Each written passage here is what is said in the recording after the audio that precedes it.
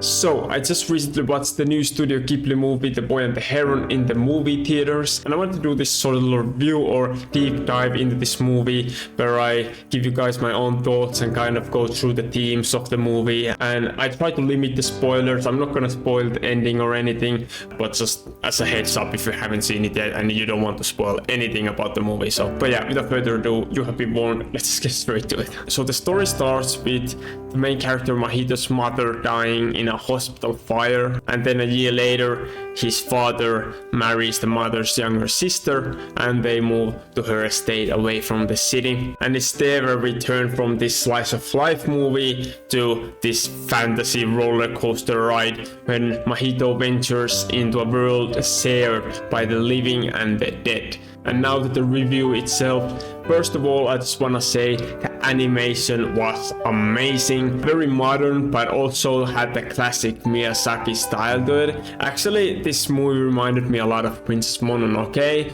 with its more violent animation style. And also a little bit of Grave of the Fireflies. I can't really put my finger on why exactly. I mean, some of the characters look very similar. Even the main character looked very similar to the main character of Grave of the Fireflies. The boys looked very similar to each other.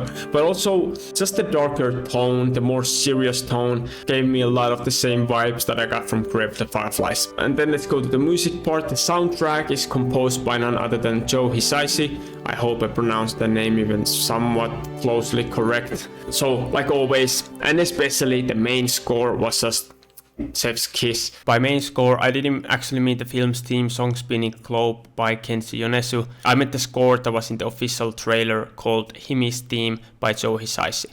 So, this one.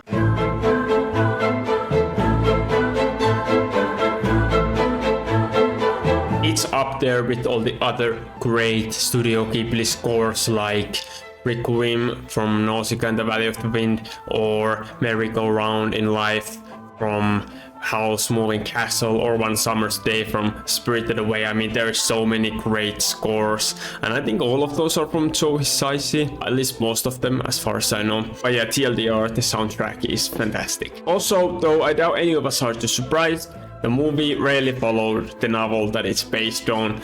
They are completely different, and the movie has 100% its own unique story, even though you can see in some small details how the movie has been inspired by the novel. How Do You Live is the title of the novel, and if I remember correctly, that line is even said at some point in that movie. And like every single Miyazaki movie I've ever seen, you don't really know what's going on until the final act of the movie, and I definitely have to watch this movie again to fully grasp its meaning, but that's what makes this movie so great, at least in my opinion. And honestly, unlike a lot of other movies, these movies, they get better when you rewatch them and learn to understand the movie and see all the small details you might have missed on your first viewing. I mean, Miyazaki's movies are so detailed and multi-layered, and yeah, let's just say I'm not at all surprised that it took 7 years to make this movie. Now to the themes of the movie, and the movie's central theme is about how individuals navigate and come to terms with the world categorized by strife and loss, especially with the main character's mother dying when he is very young. It's sort of a coming of age story in a sense where the main character needs to overcome his insecurities and selfishness, needs to overcome the fact that his mother is dead, and yeah, not let that control his life and not take that frustration and sadness and sorrow to other people. Another theme of this movie, and this actually was my favorite part of the movie, was how it also reflects on the idea how we can create a better world, a world without a conflict, with our own hands and our own actions, that the world is as unbalanced or balanced as we allow it to be, and that we can all choose to be kind to each other and be part of making this world a better place. There is a lot of these moments where the main character has to make some very tough choices, and some choices that he really doesn't want to make, but that he knows that is better for everybody else and for the world in general. And to me, that was the most important part, the most important message of the movie. And I personally enjoy how a lot of these Miyazaki's, especially these more serious movies, have these deep, meaningful messages or themes, like in Spirited Away, about how us humans treat nature and how we should treat nature better. Kind of the same theme is Princess Mononoke. And yeah, I don't know, this was again, like all the other great Studio Ghibli movies, one of those movies that makes you think and ponder things and kind of question things in a good way. So yeah, props for that as well. And talking about those messages, those themes, in 2017 apparently Toshio Suzuki, who's the producer of the movie, said that Miyazaki is making this film for his grandson, and this is his way of saying grandpa is moving on to the next world soon, but he's leaving behind this film.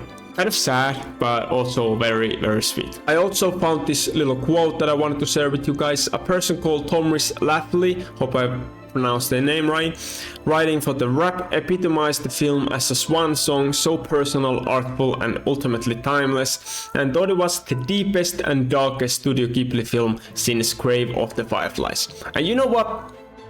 I think I have to agree.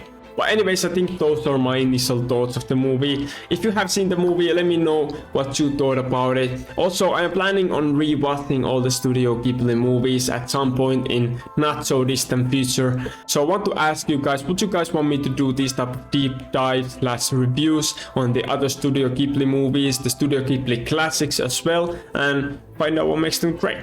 Let me know in the comments. Also like and subscribe so you don't miss out on any of the future Studio Ghibli and anime content. We are almost at 600 subscribers, so if you guys could help us reach that goal, we will really appreciate it. But without further ado, I'm not gonna waste the time any longer. Hope I'm gonna see you in the next video, but until then, have a great day. Bye.